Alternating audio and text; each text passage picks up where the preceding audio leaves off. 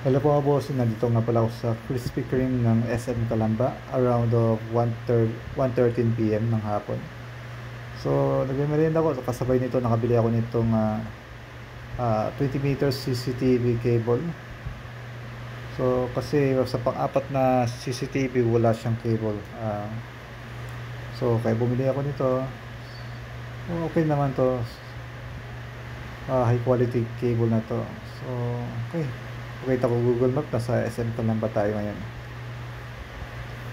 So, okay, pakita ko sa inyo yung DMSS apps para sa masilip natin yung CCTV natin. So, yan, CCTV. Sa palayo ko, Jesse yan. So ayan. Bali, tatlo pa lang nakakabit. Sa pang-apat ay blanco siya since di nakasakip na wala pang copy. So, yes. So, yun. Mama ko na may kausap na kaibigan niya.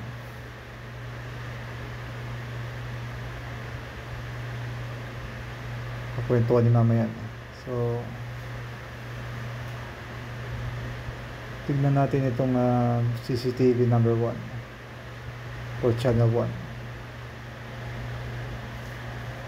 Next yung channel 2. So far so good, okay naman. Kakabit ko na lang po yung pang-apat na CCTV after ko dito sa SM Calamba. So okay, to be continue po tayo at update ko kayo sa pang-apat na CCTV camera nang ma-setup po ito. Okay, ito nga pala yung digital video recorder. Base dito naka 2 megapixel po yan. So ayan, bali apat na nakasetup na po tayo sa apat na cable. Yan yung dawa.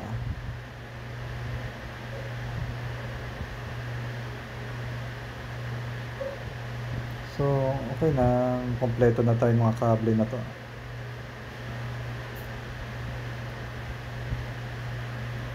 So, tignan natin itong monitor na to. So, yeah, bali apat na.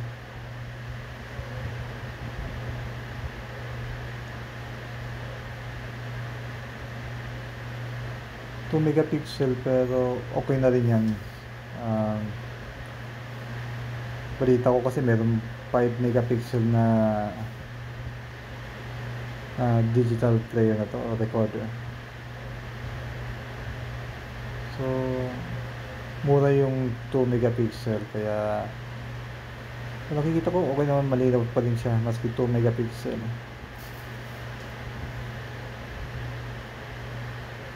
At yung mga CCTV na to wala silang audio or microphone built.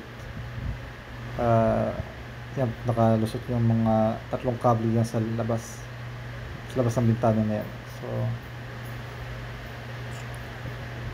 So ayan, okay na okay. So tingnan natin itong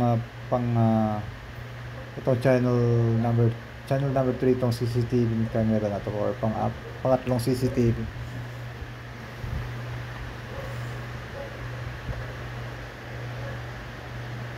Okay, labas tayo at pakita ko sa inyo yung CCTV number 2.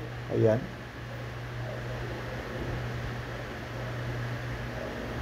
Naka PCB mounting po yan. So yan yung CCTV number 2 or channel 2. At punta tayo sa CCTV number 1 or channel 1. Ayan.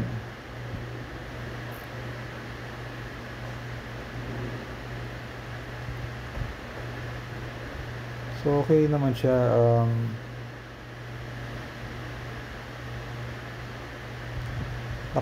Nakalapag yan sa bubong yung mismong kable na yan.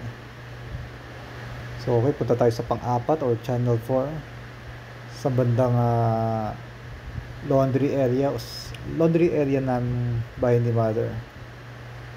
So ayan.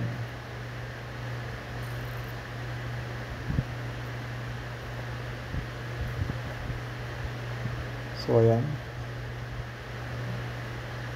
laundry area, ayan pang-apat na CCTV. So nakalapag din yung cable niya sa bubong. So later on ay pupunta tayo sa bubungan. Papakita ko sa inyo kable sa tatlong kable sa bubong.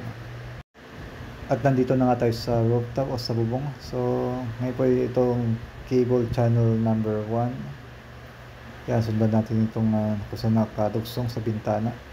So nakikita niyo po yung hyperbolic cable.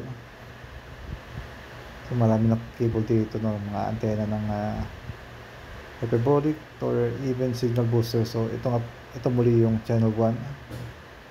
So 10 meters, ganun din sa CCTV channel 3, 10 meters din yun. So bali tatlong tig 10 meters. Ganun din dito sa pangalawang CCTV channel 2 o CCTV channel 2. Okay. So yung cable na binili natin sa SM 20 meters, ito po yun pang-apat na CCTV or channel 4 sa bandang laundry area. So 20 meters yan, mahaba yan.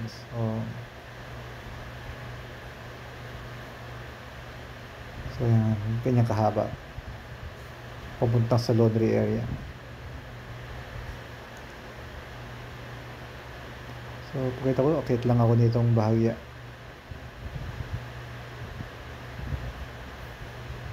Yan, nakikita niyo po yan.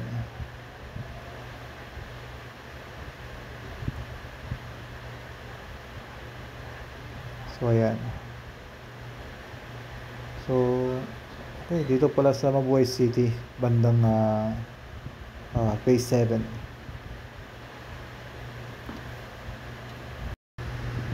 So okay, pakita ko sa inyo yung apat na camera sa gamit ang cellphone na DMSS apps.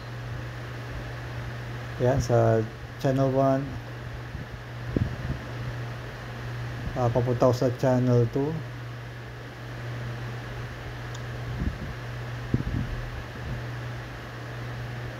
Yan, channel 2. Then next yung channel 3.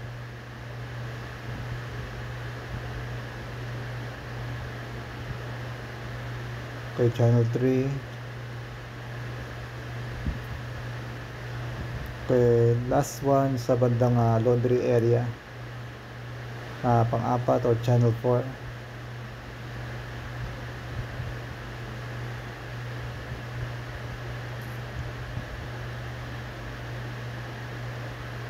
Okay man siya, so maganda.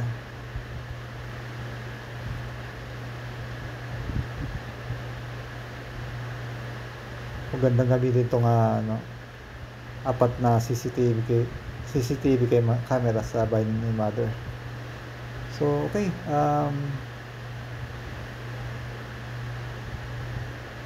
so at kinabukasan dito sa bandang Pinagbuhatan, Pasig, so tignan natin yung DMSS apps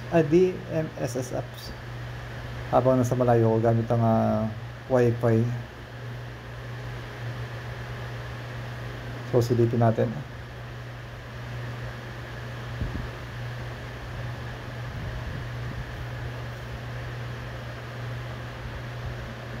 So ayan si mama.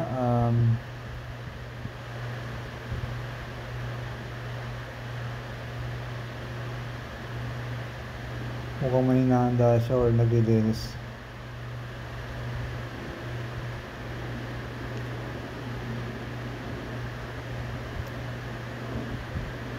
Very useful. Pero sa bandang kusina na yan, plano namin i-upgrade ng isang camera na bilang magkaroon ng built-in microphone.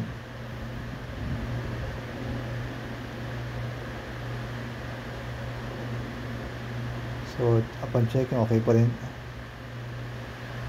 Biruin nyo, nasa Kabuyo, Laguna yung na-install natin, tapos nasa Pinagbuhatan, Pasig ako para ma-monitor yung gamit ang cellphone natin. Okay, so next video ay kung magkakaroon tayo multiple device, ano ba, i-share natin sa mga kapatid natin yung DMSS account. So ibabind natin sa isang family members natin, gaya nitong example na to, pangalawang cellphone ko. So open QR code and then register ko sa DMSS. So punta tayo sa pinaka master sources natin. So click natin shared icon, tapos please enter the target DMSS account. So click natin yan, tapos scan natin yung QR code ng kabilang device or ng loved ones natin. Okay, lumabas kanyang email account. So next yung click OK. Click OK ulit. So nakabind na siya. So up to 16 members pwede ma-shared or ma-bind natin ng kanilang device. So close natin yung DMSS sa kabilang device, tapos reopen.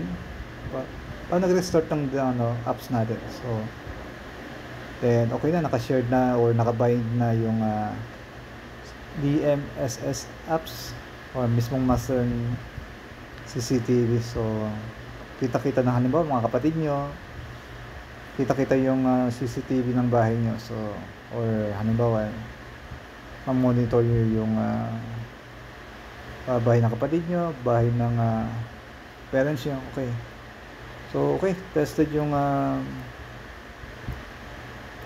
ganitong mga CCTV, merong ganitong features sa DMSS apps na to. So up to 16 pwede makakonect. Okay mga bossing, tested na po itong DMSS apps para ma-monitor yung na-install nating CCTV camera sa bahay ni mother. So sa gusto magpa-install ng CCTV camera, message nyo na po ako. So okay, maraming salamat po at paalam po.